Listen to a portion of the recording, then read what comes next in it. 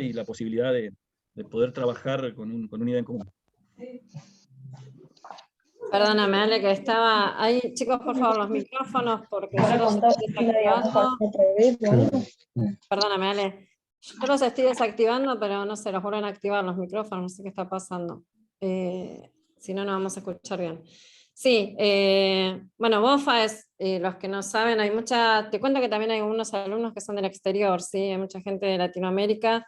Por ejemplo, en Bolivia hay una industria incipiente con respecto a lo que es el mundo del vino, que seguramente estarás al tanto. Mira, voy a entrar por el... Sí, voy a entrar te espero. Voy a entrar por el teléfono también, ahí admitime, y voy a dejar esto, porque no sé Sí, qué pasa dale. con la computadora, está rara.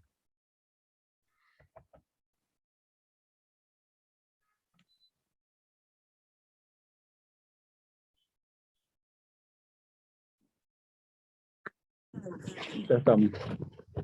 Ah, buenísimo, dale. Sí, Que está rara la computadora.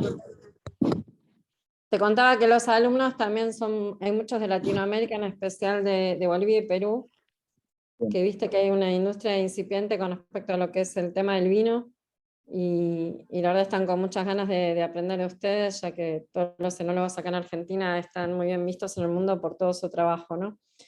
Y bueno, y hay mucha gente de mendocina y del interior, así que bueno, empezar a hablar de lo que vos quieras. Sabemos que sos multifacético, que tenés, aparte de haber empezado con la enología, tenés un montón de proyectos hermosos. Todos cuando vamos a Mendoza queremos ir al enemigo. La verdad es un lugar que te transporta, que es maravilloso. Así que bueno, de lo que quieras hablar, y después abrimos unos minutitos para que los chicos hagan las preguntas. Sí, sobre todo yo diría que eso, vayamos preguntando y conversando, y en función también de lo que quieran ir charlando, vamos hablando. Pero bueno, si hay de Bolivia y de Perú, tenían viticultura mucho antes que nosotros, así que eso es fundamental para entenderlo. Yo he podido viajar bastante a la zona vitivinícola de Bolivia, a la zona vitivinícola de Perú, donde tengo grandes amigos y hemos trabajado muchísimo. Mira, me volvió la computadora, te digo la verdad, está rarísimo. Igual te escuchamos, ¿eh? ¿No? Que sí, te escuchamos, ¿eh? Sí, lo que pasa es que Se a me veces vuelve la desactivan. computadora, se mueva, no sé qué pasa. No, te escuchamos bien, pero a veces los alumnos sin querer por ahí desactivan el audio y ahí es donde no se escucha. Lo que decía es que, bueno, he recorrido bastante esta zona y las conozco bastante bien. Bueno, la viticultura creo que está pasando por un momento súper interesante, más allá de las coyunturas que tiene Argentina de forma permanente, o lo que nos toca vivir como cualquier otra de las industrias que está bien en Argentina, pero lo fundamental es que estamos en un momento muy bueno en cuanto a la calidad. Entonces, nos agarra un problema normal que ya estamos acostumbrados, que son los problemas que siempre tiene Argentina, con un momento único para la cantidad de técnicos, empresas y la búsqueda de calidad. Así que es todo un desafío para nosotros en este ámbito poder seguir creciendo y interpretando los paisajes a través del vino. A mí me tocó vivir del 2000 al 2022 en Catena Zapata toda la transformación. Empecé en el 2001 con 16.000 hectáreas de Malbec, y hoy tenemos 45.000 hectáreas, donde el 50% del vino que elaborábamos era Cabernet Sauvignon, el 30% Chardonnay y el 20% Malbec, y hoy es 80% Malbec, 20% otros varietales. No es tan así, pero es más o menos, ¿no? Entonces vi toda esa transformación pasar frente a mí, y he tenido la suerte de poder estar justo en este instante donde el 80% de los viñedos, y esto sí es un dato, ha sido plantado en los últimos 20 años por arriba de los 1000 metros, ¿no? Una transformación de la viticultura totalmente. Nosotros venimos de las zonas productivas como San Martín, Junín, Pocito en San Juan, Chilecito en La Rioja, de volumen, y he visto crecer el Valle de Uco en los últimos 20 años y sustituir esas hectáreas de la zona este por el Valle de Uco, o zonas altas, no necesariamente de Valle de Uco, pero las zonas altas de Agrelo, las zonas nuevas que hay hacia el sur de Luján. Entonces, bueno, ha sido para mí un momento único y lo he podido vivir, digamos.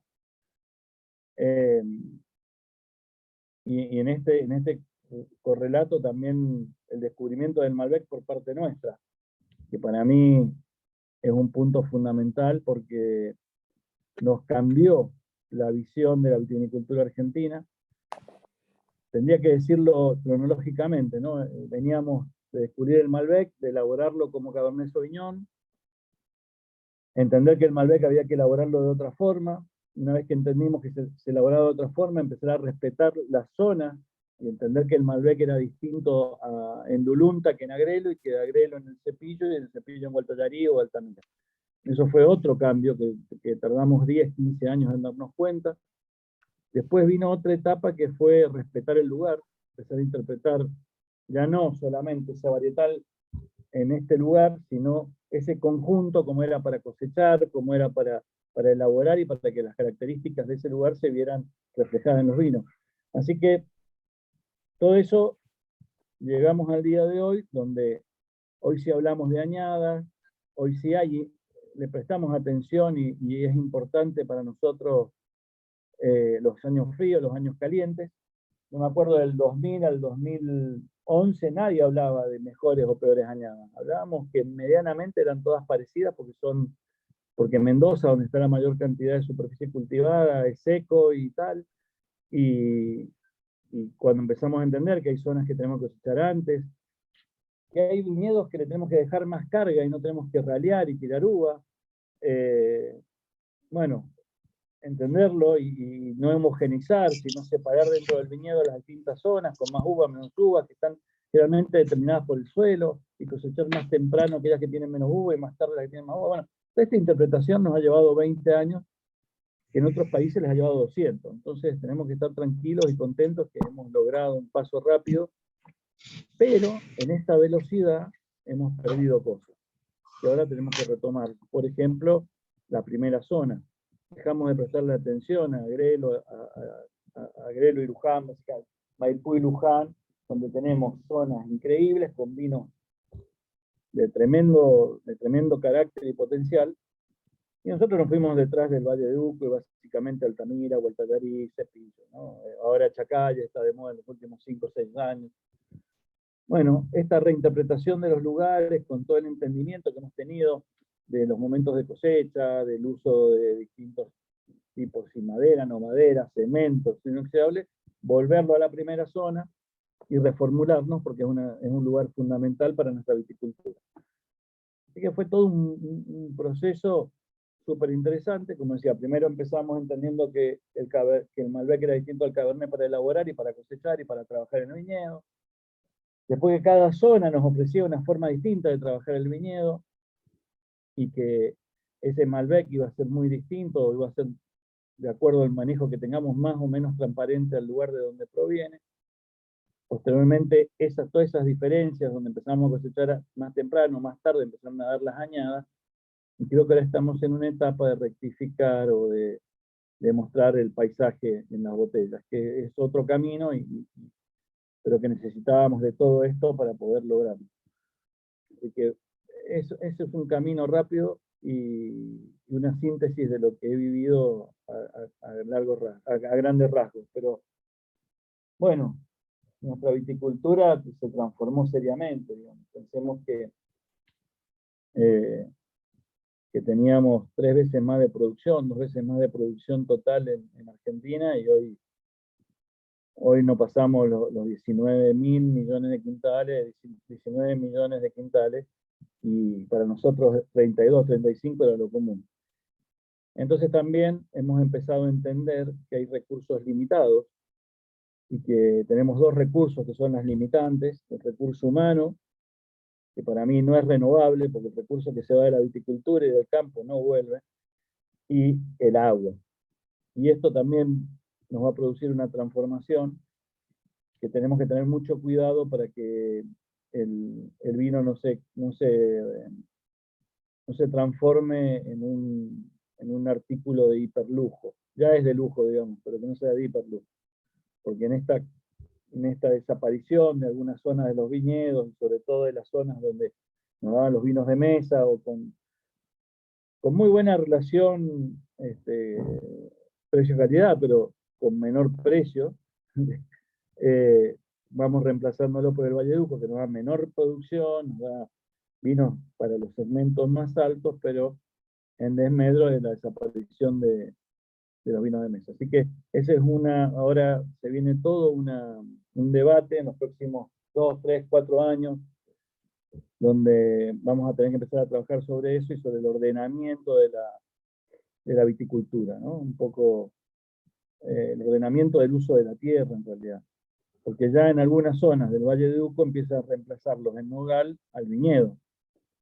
Porque no todo el Valle de Uco es de alta calidad. Entonces, bueno, es el próximo desafío que tenemos y cómo vamos a llevarlo adelante y cómo vamos a poder dar vuelta a esta situación. O, por ejemplo, la cannabis medicinal, nos va a reemplazar seguramente viñedos de la zona este de Mendoza, donde tenemos los de mayor producción. Bueno, es todo un desafío y tenemos que repensar hacia dónde vamos a llevar la viticultura. En todo esto hay que pensar eso, ¿no? Que a medida que uno de los recursos, como el agua, va siendo más escaso, los viñedos van a tender a ser plantados en zonas donde nos da altísima calidad y los precios van a ser más caros. Así que ese sería un panorama de lo que nos está pasando como Argentina vitivinícola, en un contexto donde en el exterior somos reconocidos por nuestra calidad en cada uno de los segmentos. Tenemos eso, y tenemos mucho para crecer, pero bueno, como en cualquier lugar del mundo, el recurso número uno, que es el agua, es escaso. Entonces, bueno, va a ser un trabajo, ¿no? De hecho, en los últimos años vengo plantando en Tolombón, acabamos de comprar finca en Cafayate, tenemos más de 150 hectáreas en La Rioja y vamos a plantar 150 hectáreas más. Tenemos 100 hectáreas, un poquito más en La Pampa, y lo que vamos haciendo es plantando viñedos donde hay agua, básicamente. Y creo que es lo que nos va a pasar, y por eso la vitivinicultura hoy en día va ampliando sus fronteras en Argentina, que sería lo normal, porque en cualquier lugar del mundo es así.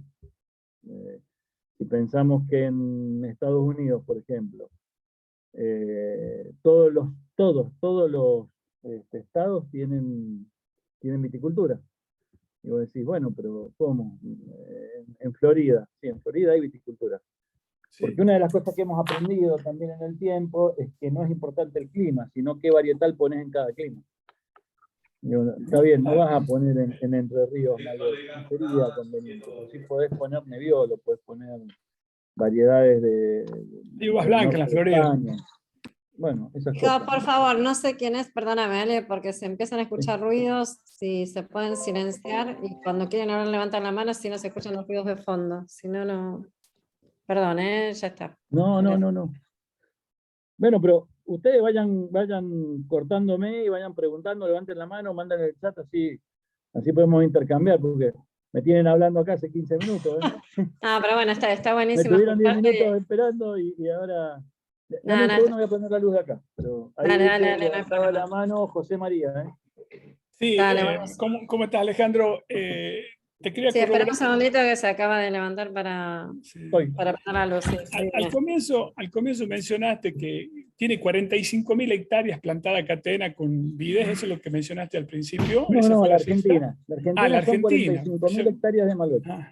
Y ustedes en el caso que comentaste que están plantando en lugares como Tolombón, en el norte de Argentina, en la escala, digamos, de prioridades que tienen, más allá del terroir, etcétera, etcétera, el número uno es el agua, esa es la principal, es el factor de más peso para elegir un lugar donde sembrar en este momento, es la disponibilidad de agua. Sí, sin lugar a dudas, José María. Y creo que va a ser digo, y pensando en este complejo que yo les decía, en el complejo de obtener alta calidad, usando el agua para alta calidad. Porque si yo empiezo a plantar en zonas donde me da vinos de mesa, tarde o temprano lo voy a perder, porque van a venir cultivos que son mucho más sustentables. Les hablaba de la marihuana medicinal o del nogal, que hoy es un éxito del pistacho. Digo, finalmente lo que tenemos que pensar es en que sean los sistemas sustentables. Y los sistemas sustentables van a estar determinados por la alta calidad de los productos. En el caso de Tolombón, ¿qué están buscando aparte del agua, los vinos de altura, que estamos a 1700, 1800 metros sobre el nivel del mar? ¿Qué esperan? Calidad. Calidad. Yo creo que en el caso de Tolombón es muy interesante todo lo que te da en la gama de las violetas y la fruta roja cosechada temprano. Y a mí me gusta mucho y estoy en esa búsqueda, digo, ¿no? Pero todo lo que yo entienda que me puede dar calidad y sanidad es lo que busco. Tolombón, a mí me gusta mucho, te diría que me gusta mucho más que algunas zonas de Cafayate, porque tiene una ductibilidad sobre toda la pendiente, hacia el sur o hacia el norte, que juega un lindo papel para trabajar con distintos varietales más allá del Malbec. Respecto a la altura, que vos nombrabas 1700 metros de altura, sí es alto, pero también es mucho más caliente por la latitud. Entonces vos pensás que hay un juego, un complejo que uno tiene que utilizar, que si busca frío, que finalmente es lo que nosotros buscamos, está determinado por la altura y la latitud. Si me voy al norte, voy a necesitar sí o sí irme más alto. Si me voy al sur, no necesito irme tan alto para la misma temperatura para el frío. ¿Y por qué nos interesa el frío? Porque tenemos un crecimiento medido verde y una concentración distinta en uva. Con insolación, porque aparte cuando te vas hacia arriba, este complejo es muy interesante. Se da que mientras más arriba vas, es más frío, pero tenés más insolación. Ese complejo da distintas situaciones de aromas y sabores que son los que vamos buscando. Pero en el caso de Tolombón, netamente, a mí me gusta la violeta y la fruta roja en los momentos de cosechas temprano o en aquellos viñedos que tengo alto rendimiento. Entonces, mantengo una acidez natural fuerte y mantengo este tipo de fruta. Y aparte de Malbec, me imagino que Malbec están plantando, aparte de Malbec, ¿qué están colocando allí? Estoy poniendo semillón, tanat, estoy haciendo pruebas con garnacha en las zonas más pedregosas, con exposición al norte, monastrel, hacia el sur. ¿No se le animan al merlot? El merlot, a ver, ¿cuál es el tema? Finalmente, la escasez que tenemos, y Argentina, la escasez que tiene es en Malbec. Entonces, tenemos dos posibilidades con el Malbec. Hacer Malbec productivos que nos den calidad para poder seguir compitiendo en el vino en góndola a $10, o hacer vinos de alta concentración para ir a competir por arriba de $20 en góndola. Digo, idealmente $45-50. Entonces, la verdad que el déficit que tenemos y la necesidad que tenemos es mantener la calidad en los distintos segmentos en Malbec. Después, para pequeñas cosas, como Merlot, el Angélica Merlot, que nos va tan bien y tal, son pequeños volúmenes. Entonces, finalmente lo que va a pasar es que voy a terminar volcando ese Merlot en el Malbec, porque no tiene salida de venta. Y antes que un Merlot para ese 15%, prefiero una Bonarda o con un poco de semillón, o prefiero un complejo Syrah Bonarda que me da estructura o me ayuda en eso. Entonces, el Merlot, fíjate que tiene cierta cercanía al Malbec, sobre todo el Merlot cuando es cosechado tardío, tiene ciertas características muy parecidas. Y eso tiene que ver porque comparten genéticamente la madre. O sea, la madre del Malbec es la misma que el Merlot. Y la madre el padre del Merlot es el Cabernet Franc, no del Malbec, pero sí que es la diferencia. Entonces vos vas a ver que los Merlot cosechados temprano tienen piracina y tienen cierto herbal, y los Merlot cosechados tardíos más bien van a mermelada de tomate y fruta negra en mermelada, que son los Malbec, digamos, sobremaduros. Así que tenés ese juego con el Merlot. En el caso mío, prefiero jugar, sacarlo de la parte verde, y prefiero los Malbec, para ese 15%, se va a agregar otro varietal, agregar una Bonarda con otro tipo de aromas que va más hacia las especias y va más hacia a violeta, y los Syrah que le dan estructura cuando son cosechados tardíos y sobre todo racimo entero fermentados con escoba. Pero bueno, son visiones, no es que no lo puedas usar, pero no es que no vaya a plantar, pero digamos, planto 100 hectáreas de Malbec, y 5 hectáreas entre 10 varietales para irlos probando. A mí me gusta mucho de esa zona el Tanat, mucho, mucho. Te diría que me gusta mucho más que lo que me traen de probar de Uruguay o lo que pruebo de Uruguay. Son Lo que totalmente pruebo diferentes. del mismo lugar del Tanat, que es en Medirán, en Francia, que son vinos Súper no fuerte. tan interesantes. Pero ahí me parece que el Tanat tiene un lugar fundamental y que me gusta. Alguien me preguntaba por Patagonia recién. Sí. Sí, Sebastián. ¿Sabes que acá hay un chico que trabaja en Catena? Se llama Sergio Pierús. Mm, No, por ahí estás trabajando con mucha gente y Sergio sí, creo que pero no está sé, en Pierús, tengo varios Pierús. Uno de los Pierús trabaja en una finca, así que no sé Sí, cuál me de los parece Pierús que será. Sergio, ¿estás por ahí? Está en el campo, me parece. No sé si está por ahí ¿Esta? Sergio. ¿Me Acá escucha? estoy, Ale. Ponele. ¿Da luz? No me acuerdo qué hacías en la bodega, perdón. Bueno, ahí me preguntaban por Patagonia, ahí lo veo al sur. Patagonia para mí va a ser, sin lugar a duda, mira, ahí lo veo. ¿Cómo anda Sergio? Patagonia para mí va a ser el futuro importante de nuestra viticultura justamente por el tema del agua. Estamos elaborando bastantes vinos en Patagonia, especialmente en Río Negro, algo en Neuquén, y ahora estamos ya en búsqueda de comprar tierra para plantar en Río Negro. Se me escapó una finquita que tenía para Pinot, pero bueno, ya va a aparecer otra. ¿Hay poca tierra para comprar? Sí, me escapó por nada. Pero Como bueno, en ahí la Jujuy, está. Lo ¿no? En interesante Jujuy de Río algunos... Negro es la cantidad de agua que tiene, ¿no? Y que Sí. termina en el mar. Así que Y tenemos termina que en el mar, trabajar. exactamente. Sí. Ahí en el Tenemos que Maiquel, me trabajar imagino que estás en eso. comprando. Así es. Así es. Está Así que Sebastián Cesario, perdón, que levantó la mano. Sí, yo tenía dos preguntas respecto de cosas que estabas comentando. La primera es, vos decías, veías que hacia adelante puede que haya una tendencia de reemplazo de cultivos con el tema del cannabis medicinal y demás. Sí.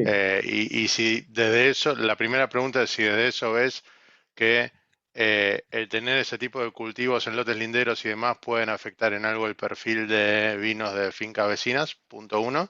Y punto dos, respecto de las nuevas regiones que están explorando y demás, si suponen desafíos distintos, porque por ejemplo uno piensa en Mendoza y no solo piensa en la finca, sino un ecosistema de proveedores y recursos que hacen a que la producción sea más fácil, y ir de otras Distinto. zonas, claro, ¿qué desafíos te representa? Esas dos preguntas tenía. Perfecto. La primera, en el caso de la marihuana medicinal, el protocolo de plantado es bastante difícil, así que no es cercano a una finca. Tenés un buffer que no sé si son de 3, 4 hectáreas, normalmente irían invernáculo. A mí eso lo que sí me preocupa es el uso del agua, que tiene un gran uso de agua. Y lo interesante de esa situación es que es súper rentable. Entonces, hay productores que hoy con Pero uva tienen para un muy dueño baja de rentabilidad y tierra, con por esto ahí pueden... le conviene switchar a eso No, por rentabilidad por hectárea. exactamente. Pero no es tan fácil tampoco. Hay problemas estructurales, problemas legales, hay problemas... El problema número uno de esto es la seguridad, tiene que estar encerrado, o sea, hay una inversión previa que duplica el de la viticultura. Lo cual también me preocupa porque todo lo que venimos luchando con la viticultura para que no se concentre en estos cultivos, se va a concentrar por la inversión inicial, ¿no? Y la pregunta número 2 tuya, el problema más grave es el desarrollo de recursos humanos, que son los dos recursos que yo te puse al principio, y proveedores en general. En algunos casos, como Río Negro, son fácilmente, se solucionan fácilmente. En el caso de La Rioja, por ejemplo, tenemos un viñedo en Famatina, otro en Angulo y ahora en Chañarmullo, es bastante más difícil y en muchos casos, más allá de la bodega que hay en Chañarmullo, que tenemos una parte alquilada, es muy difícil y muchas veces tenemos que traernos el vino a Mendoza, porque no hay posibilidades técnicas de mandar las botellas, de mandar, bueno, todo eso que vos hablabas del ecosistema de proveedores. Pero bueno, son trabajos a largo plazo en general, a 10, 12 años, donde vas desarrollando esa capacidad de poder trabajar en esta zona. Pero bueno, imagínate que Cafayate ya lleva cuánto tiempo y sigue con los mismos inconvenientes de logística. Lo único que vamos a lograr es incrementar el costo, pero no nos queda otra. Les juro que no hay agua, chicos. Yo crucé este fin de semana en la cordillera de los Andes en un avión bastante chico, así que iba de abajo, y pude observar desde toda la zona del Valle de Uco hacia el sur, donde no hay nieve, pero cuando digo no hay nieve, directamente no hay nieve. O sea, no hay nada de nieve. Y estamos a mediados de mayo, entonces está complicado. A esta altura deberíamos tener ya 2, 3 nevadas importantes y no las tenemos. Así que no nos va a quedar otra que buscar zonas y desarrollar todo lo que vos estás hablando. Va a ser bravo. Va a ser bravo. Viene bravo. Viene bravo. Y la zona más alta de la cordillera de los Andes, que la tenemos acá enfrente, alimenta solo el río Mendoza. Así que, y algo se alimenta el río Tunuyán, pero los otros así no hay forma ni siquiera de desarrollar. De hecho, estamos ahora con la discusión del dique de Alvear y muchos decían que lo mejor es que no se haga porque no hay suficiente agua para llenarlo. Así que imagínense la situación. Es bravísimo, bravísimo. Veremos cómo sigue y si es un ciclo o realmente es el cambio climático. También hay que trabajar en obras hídricas para poder captar el agua de lluvia. O sea, viene toda una etapa de desarrollo de los próximos 10, 15 años que cambian toda nuestra visión y perspectiva de la elaboración del cultivo en sí de cualquier cosa. Eso está pasando en el resto del mundo también, Alejandro, en distintos lugares como Francia, Estados Unidos, no sé. ¿El problema es el mismo? Es el mismo problema, chicos. Realmente es grave, grave, grave. Hay zonas como Chile donde ya han pasado a abandonar una gran cantidad de hectáreas y yo veo que va a ser cada vez más grave. Cada vez más grave. Así que sí, lamentablemente no le veo, no veo cómo podemos revertirlo porque lo veo a nivel mundo. España, Chile serían las dos que vi con mayores inconvenientes de este tipo. Ale, hay una... Romina Cucci te quiere hacer una pregunta. Sí, claro. ¿Estás ahí, Romina? Sí, estoy. Hola, Ale. Romina. Quería hacerte Hola. 2 preguntas a los dos, ambos, Ales.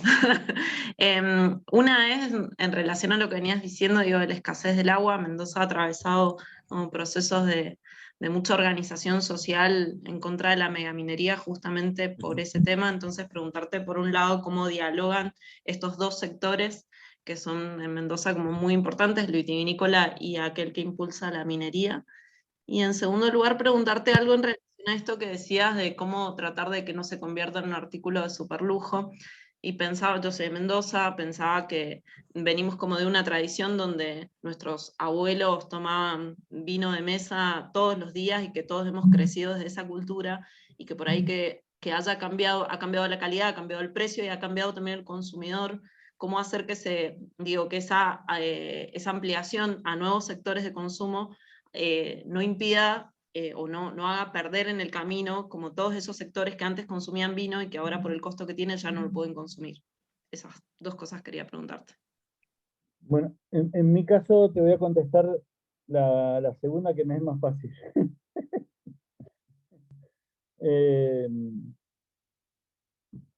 Es todo un tema técnico. O sea, básicamente lo que nosotros tenemos que hacer es incorporar tecnología a los viñedos para tener buena productividad que nos permita seguir manteniendo un precio. El problema más grave que hemos sufrido es la pérdida de productividad de nuestros viñedos. Esa pérdida de productividad de los viñedos nos va a llevar indudablemente a perder esto que vos me estabas diciendo. Si no tenemos productividad, va a ser muy difícil que nos mantengamos en el concierto mundial de los vinos de vino, del vino. O sea, no lo veo que sea tan fácil porque no veo otra forma que no sea con aumentar la productividad, básicamente eso.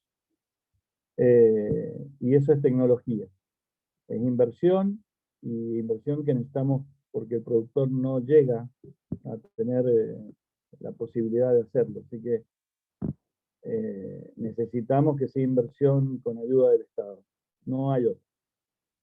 El Estado, porque si no se va a concentrar, vuelvo a decir, nosotros tenemos en Mendoza una idea de que la viticultura permite tener una gran cantidad de productores pequeños, y eso nos da orgullo a nosotros, como ser parte de eso, ¿no? Pero si no logramos revertir esa situación de falta de productividad, van a desaparecer o se van a ir a otro cultivo. La primera es un poco difícil, porque la verdad que yo estuve en contra de la ley, a favor de la ley del agua, en contra de que se derogara, pero con el tiempo he empezado a entender que hay alternativas y posibilidades para la minería, para el desarrollo de la minería, especialmente en departamentos como Malargüe, donde no hay otra cosa. Entonces, creo que tenemos que pensar lógicamente sobre las zonas donde la ley tiene que seguir funcionando, y otras zonas donde tenemos que permitir el desarrollo humano, porque si no van a desaparecer los pueblos. Y creo que claramente hoy Alvear sería uno de los pueblos que está muy cercano a desaparecer. O realmente vivir en la miseria. Así que creo que finalmente hay zonas que vamos a tener que pensar cómo las vamos a llevar a una minería sustentable ambiental y socialmente. No todas las zonas. Valle de Uco jamás permitiría el ingreso, sobre el cauce del río Tunuyán, sobre el cauce del río Mendoza no permitiría ningún tipo de minería, eso estoy seguro. De eso estoy seguro. Pero sobre otras zonas donde no tenemos problemas de napas freáticas o de contaminación de napas subterráneas, creo que tenemos que pensarlo seriamente, o al menos discutirlo, ¿no? Gracias, Ale. A ver, uy, acá hay una pregunta re larga. Dice, Ale, vos decías que en Norteamérica todos los estados del país producen vino. Pero en todo el norte de Norteamérica, por ejemplo en Michigan, se utilizan plantas híbridas, hechas en laboratorio que toleran 30 a 40 grados bajo cero sin daño, y maduran en ciclos muy cortos con temperaturas medias muy bajas. En este país el INB lo prohíbe. Solo se pueden usar las cepas tradicionales para producir vino a nivel comercial. ¿Qué opinión tenés acerca de la utilización de este tipo de cepas diseñadas en laboratorios y universidades? Y si pensás que la Argentina debería permitirlas para poder producir vino en todas las regiones utilizando la biotecnología. Bien. Otra de las cosas que me he opuesto abiertamente durante mucho tiempo, pero después cuando empezás a ver las cosas de forma sustentable, la existencia del medio ambiente y la necesidad de reducir impacto ambiental, empiezan a aparecer estas cosas. Ahora, ¿sabemos qué sucede con estas modificaciones genéticas en el futuro? No. Y eso es mi desconcierto. Ahora, se está trabajando en muchísimas universidades, por ejemplo, en plantas resistentes a la sequía, donde el uso del agua se reduciría entre 50 y 60%. Entonces, bueno, acá hay un equilibrio, ¿no? ¿Qué vamos a hacer a futuro? Probablemente, por más que yo te diga que no, en el futuro no nos va a quedar otra posibilidad que usar este tipo de plantas si esto finalmente sucede, lo que estamos viendo, ¿no? Que hay sequía y disminución del uso del agua. Y sobre todo en disminución del recurso. Finalmente, el problema más grave que tiene Argentina, y la parte vitivinícola argentina fuerte, digamos, que es Mendoza, San Juan, Catamarca, La Rioja y Salta, que estamos lejos del océano, que ni siquiera con osmosis inversa nos vamos a salvar. Entonces, que en otras zonas del mundo hoy se están utilizando, digamos, como herramienta para riego. Así que Si vos me decís, no las voy a usar. Ahora, que las vamos a usar, las vamos a usar, chicos. Si esto sigue, y esta es una tendencia, y no hay una posibilidad real de que esto no sea un ciclo, sino que sea el calentamiento global, el global warming con real impacto, y creo que ya está demostrado, vamos a tener que usarlo, nos guste o no. Así que bueno, hay una parte mía que es un poco romántica y una parte que es mucho más realista, que piensa futuro, que piensa los 10, 15, 20 años más, 30, 40, y entiendo que tarde o temprano lo vamos a tener que usar y que tenemos que empezar a estudiar seriamente qué sucede con estas plantas modificadas genéticamente y qué pasa con los vinos y qué pasa con nosotros y la interacción con estas plantas, ¿no?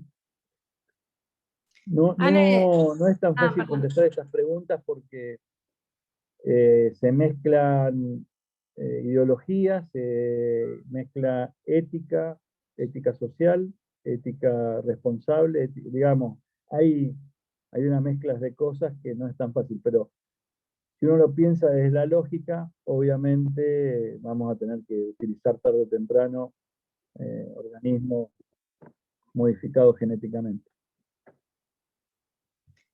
Yo le voy a dar una vuelta de rosca a la charla, porque aparte de ser un excelente enólogo, sos un excelente hombre de negocios. Todo lo que tocas con la varita mágica es como que es exitoso, ¿no?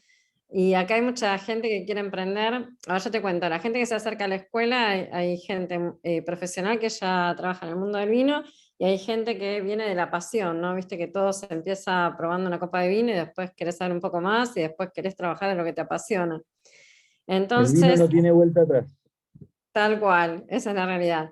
Entonces, saber un poco, que le cuentes tu experiencia a los chicos, cómo enfocás el negocio, qué es lo que le recomendarías a un emprendedor que quiera ingresar en el mundo del vino. Y por último, a ver, yo tengo varias preguntas, pero es todo relacionado. ¿Cómo ves al consumidor, no? Hoy en día, y qué pensás, digamos, ¿cómo lees al consumidor? Porque vos siempre tenés una visión y vas un paso más adelante que todos. No, que todos no, pero bueno. Que la mayoría. Vamos por la segunda, que es súper interesante. Yo creo que el consumidor es ávido hoy de más información. Creo que también va relacionado con las generaciones nuevas que están bebiendo vino y que se cuestionan mucho más las cosas y tienen muchas más preguntas para hacer, mucha más curiosidad del mundo del vino y de cualquier cosa, no solamente del mundo del vino. El millennial hoy necesita que le expliquen las cosas desde un lugar realmente serio, no engañás a las personas tan fácilmente como se engañaban, y lo otro que es sumamente especializado hoy el consumidor. Son personas que han podido probar 20, 30, 40, 50 vinos. Cuando yo empecé siendo consumidor a los 17, 18, 19, 22 años, nosotros teníamos 5 o 6 vinos que teníamos acceso. Por eso no creo que hoy sea más caro el vino. Hoy tenemos mucho más vino de calidad que tiene mayor costo, pero con el mismo costo tenés también una gran cantidad de vino. Lo que me da miedo es que perdamos.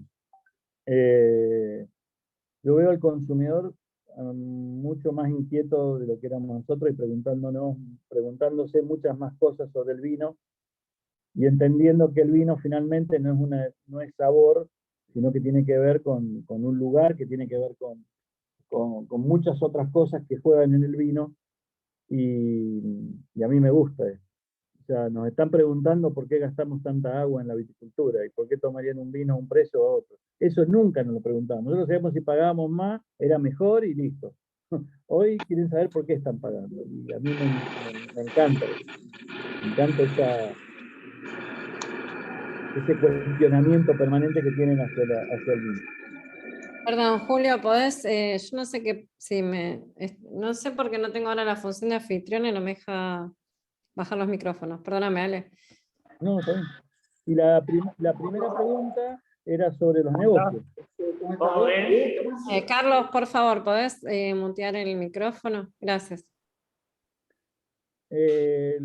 Sobre la parte empresarial mía. Bueno, creo que la parte empresarial tiene que ver también con las curiosidades y las necesidades de cada uno. en expresar distintos aspectos de su personalidad, o de su capacidad, o sus ganas, ¿no?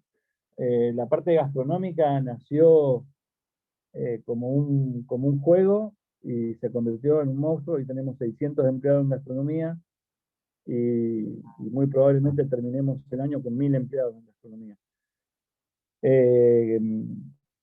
Creo que lo más importante es haber formado equipos de trabajo, no solamente en todas estas empresas que tengo, nuevas empresas, tengo empresas de app, tengo empresas de construcción, tengo bodegas, bueno, son distintos, pero lo que sí creo que para mí ha sido fundamental es integrarme a equipos de trabajo donde las ideas no provienen del equipo de trabajo, pero sí de llevar a cabo el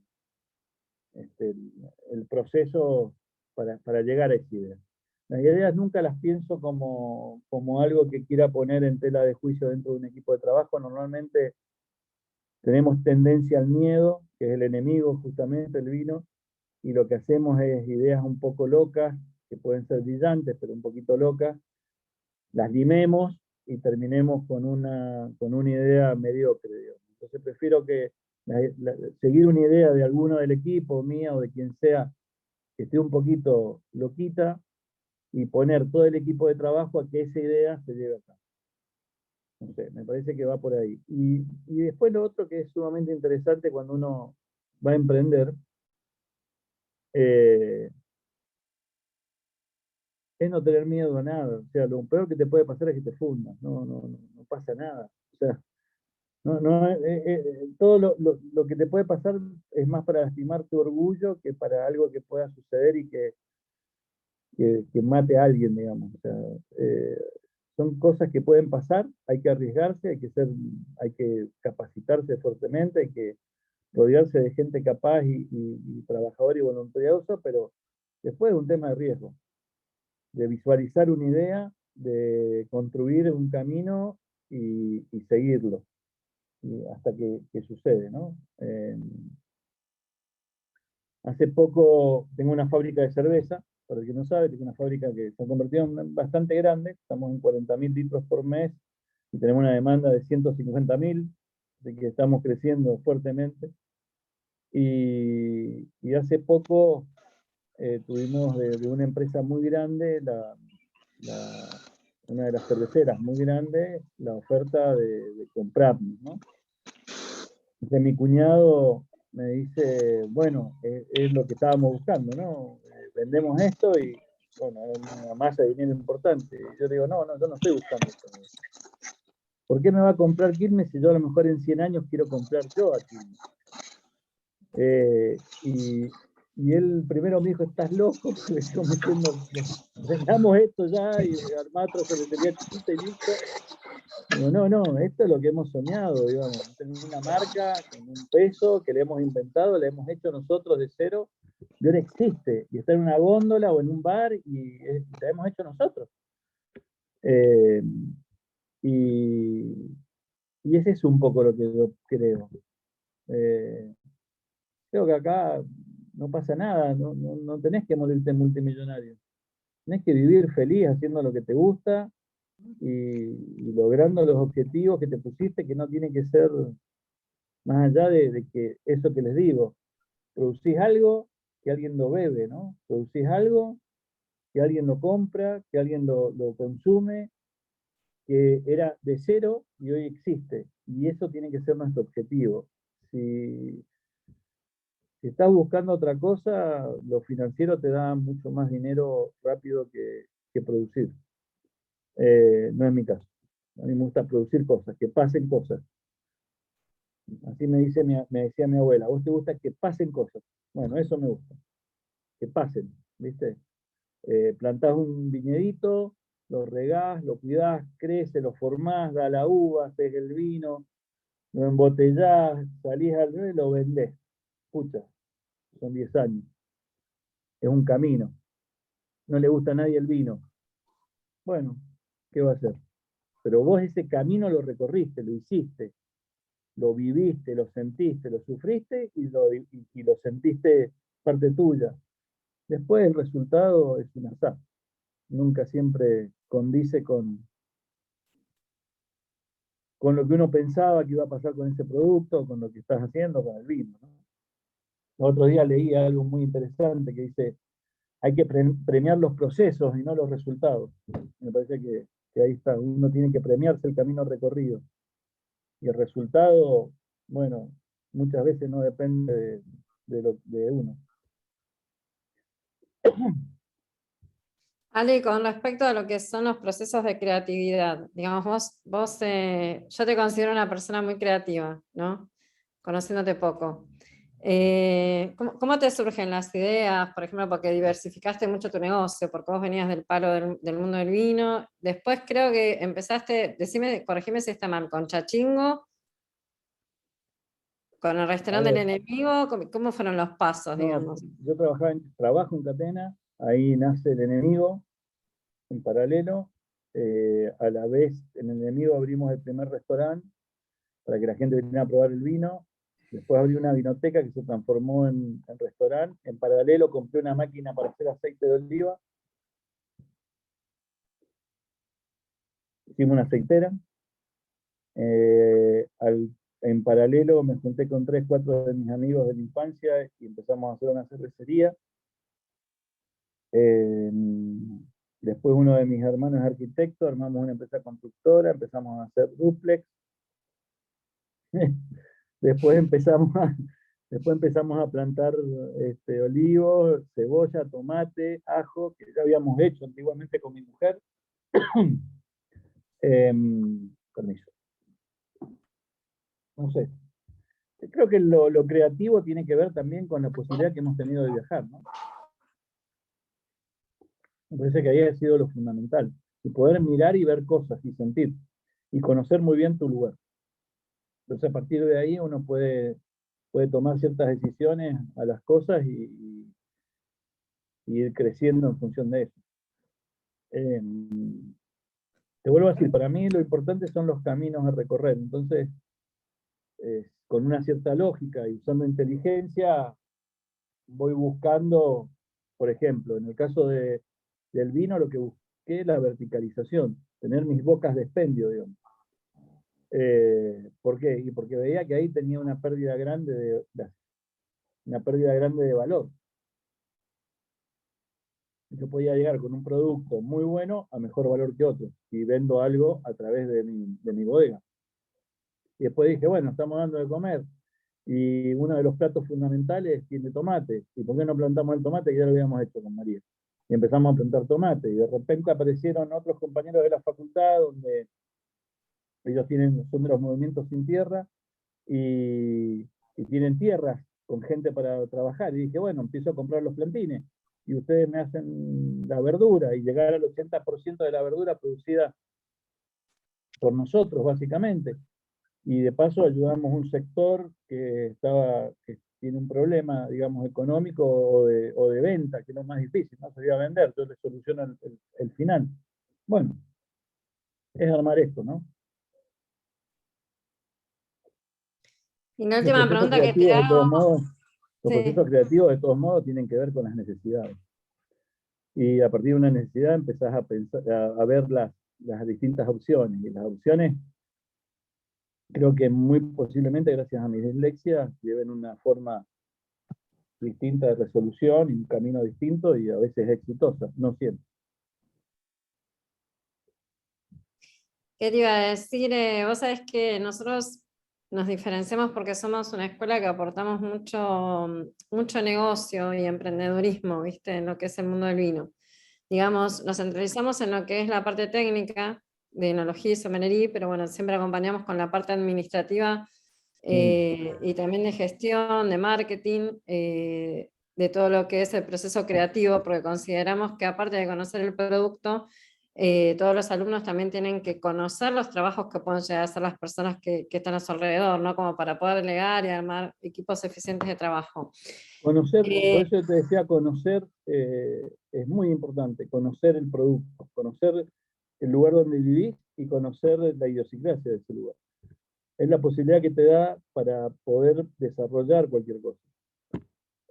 Porque vos estás en un contexto, digo, para lograr las cosas, no estás solo.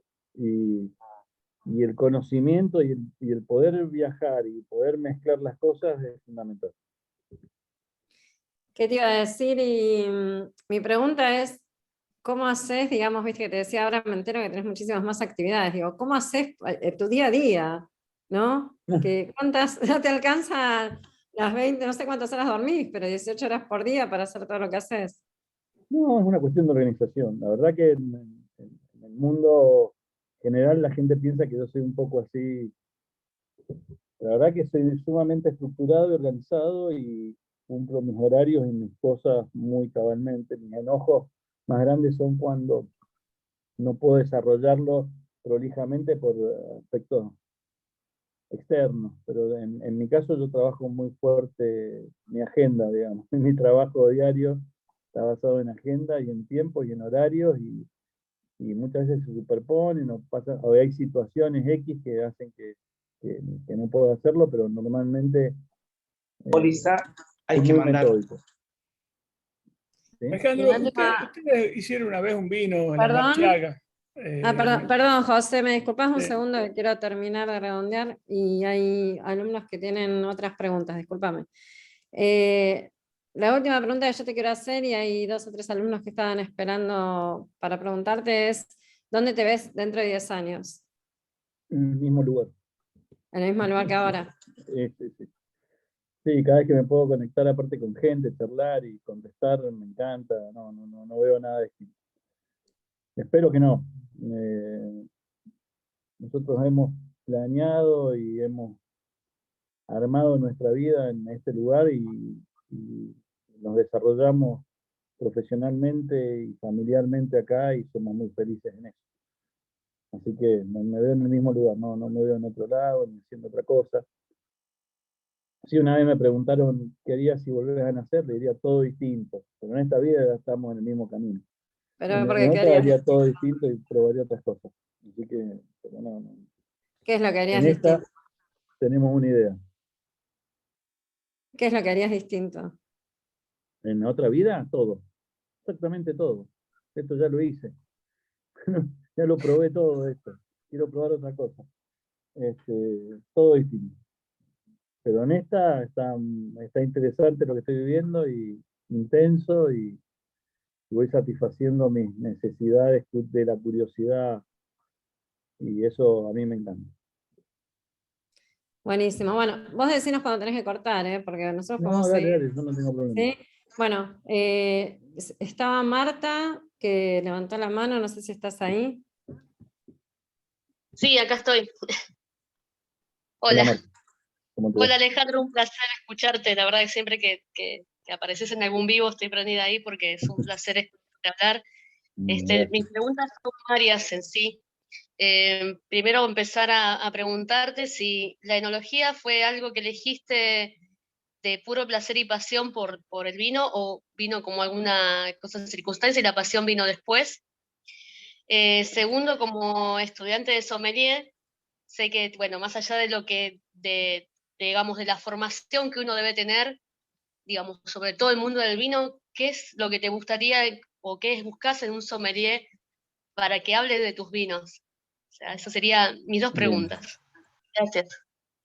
De nada, gracias a vos, Marta. Mira, lo primero fue que no tenía plan B. Yo vengo de una familia que trabajaba el campo, agricultor, y siempre pensé que iba a estar vinculado a la tierra y lo que más me ha gustado siempre fue la viticultura, no necesariamente la enología. Yo soy ingeniero agrónomo en realidad y dentro de ingeniería agronómica uno recibe el título también de enología, pero lo mío era más viticultura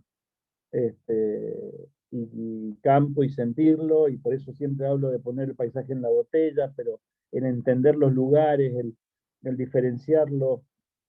Por ejemplo, me hablan de Gualtallarí, cuando me preguntan sobre Gualtallarí, yo digo, ¿de qué zona de Gualtallarí? Porque Gualtallarí, hay 5 Gualtallarí, no hay un Gualtallarí, porque va de 1000 metros, 1500 metros, hay pendiente al norte, al sur, hay zonas con arena, zonas con calcario, pegado a los cerrillos. Bueno, saber eso es lo que me gusta a mí. Esa parte y los sabores que me dan los vinos de cada uno de esos lugares y cuáles son las diferencias. No había plan B, yo no iba a hacer otra cosa que no fuera esto. En esta vida iba a hacer esto y no iba a hacer otra cosa. Pasara lo que pasara, y muchas veces uno piensa, bueno, y claro, decís eso porque te fue bien. Bueno, no sé. No sé si me fue bien. No tengo idea si me fue. Yo estoy intentando contestarme cosas y en eso voy, en ese camino voy. ¿Y qué me gustaría de un sommelier? Para mí es fundamental que hagan una temporada en bodega y que lo sientan y que lo vivan y que entiendan que todos estos aspectos, adjetivaciones de los vinos y esa necesidad nuestra de expresarnos a través del vino, cómo se ve en vivo y en directo en el momento de la cosecha. Que pierde un poco de romanticismo, pero que gana mucho en entender que uno pone el físico, pone la vida y lo siente en ese momento como que no podemos hacer otra cosa, como que no sabemos hacer otra cosa y nos ponemos. Así que para mí ha sido, para mí eso de la sommeliería me parece que es fundamental. Yo tengo varios sommelier amigos que vienen y conviven y vos empezás a sentir los vinos de otro lugar, empezás a tener cierta amabilidad hacia otros vinos y no juzgás ni criticás estilos, solamente empezás a diferenciar y a entender por qué pasa cada cosa. Así que eso, vivir un poquito más de adentro el día a día de una semana, 2 semanas, lo que sea. Buenísimo, eso sí, está bueno. Los alumnos, la verdad, estos últimos años por la pandemia no pudimos hacer casi nada, pero ya vamos a ver si para la próxima vendimia podemos empezar a Tomarse las mandar vacaciones con la alumnos para familia en allá. Mendoza y se viene la familia de vacaciones y los otros trabajando en la bodega una semanita, les va a venir bien. Muchas estaría gracias, bueno. Alejandro. De Muchísimas nada, gracias. gracias a ti. Gracias a vos. Sería buenísimo que tengan esa experiencia para ver el proceso adentro. Yo me acuerdo cuando vos decías el tema viste que hay mucha gente que te compara el precio del vino, no sé, te lo compara por ahí con una gaseosa o con otras cosas y digo, perdón la expresión, digo, la puta madre, nunca estuviste allá y no sabes de qué se trata, ¿no? Sí, sí, hay que vivirlo acá y cuando viene una helada y cuando no puedes regar y cuando cae un granizo y cuando no puedes cosechar porque no hay camiones y bueno, hay que Hay que vivirlo. vivirlo para apreciarlo. José Galarza, no sé si estás ahí, José. Acá está, ahí lo veo. Ah, buenísimo. Buenas tardes, don Ale. Los saludo desde Perú, desde Lima. En verdad yo no soy un estudioso, no he estudiado nada relacionado a los vinos, solamente soy un amante de los vinos. ¿Te Y, bebe? y, y tal vez mi pregunta pueda ser muy obvia para ustedes, ¿no? Que No, son no. personas más del mundo del vino, ¿no? Pero yo lo he escuchado en algunos, a ver, lo primero que he visto es que en algunas imágenes que veía de Francia, por ejemplo, veía que en las heladas prendían fuego cerca a las uvas, ¿no? Y no sé si eso pasa en el viñedo, por ejemplo, de Adriana, que está a una altura bastante elevada, ¿no? No sé por qué en uno sí y por qué en otro tal vez no, pero le escuché también decir que, por ejemplo, la cosecha 2016 había sido una de las cosechas más frías que había tenido Mendoza, fuera creo que la de 2008, y, 2011, y me, 13 o 2011, y y 16. me pareció que, 16 fue la más fría de la historia. y la 2016 me parece que, o sea, había una relación entre cosecha fría y, y durabilidad del vino, es el hecho de que sea la cosecha fría te permite de que ese vino vaya a durar más tiempo o necesariamente tiene que haber un proceso para que suceda eso, ¿no? O sea, es un factor, digamos, determinante Muy o que buena ayuda pregunta. bastante. No es tan Por ahí, simple la pregunta. claro. No es tan simple. La primera sí, y es que ese método que vos viste que se utiliza en Francia, se utiliza en todo el mundo, es un método de quema de combustible a una determinada altura, una determinada densidad, y vos podés combatir heladas hasta 2 bajo cero aproximadamente. La mejor forma de combatir las heladas es con agua. ¿Qué es lo que haces? Vos asperjás agua, el agua forma una capa de hielo, el hielo está a 0 grados, no baja de 0 grados y te protege menos 6, menos 7. Pero necesitas un volumen de agua infernal, lo cual nosotros no tenemos y se utiliza quemadores como viste vos. En el caso del viñedo Adriana no se utiliza porque es un viñedo orgánico y por un tema propio, porque si se podría, no lo usamos, pero se podría usar perfectamente. Ujú. Ese sistema que vos viste, que puede ser con fuel, gasol o cualquier otro combustible, es el que se utiliza habitualmente. Claro. La segunda pregunta es bastante compleja, pero voy a hacer rápido para que lo entiendan. Nosotros tuvimos el mismo proceso del 2016 en el año 98.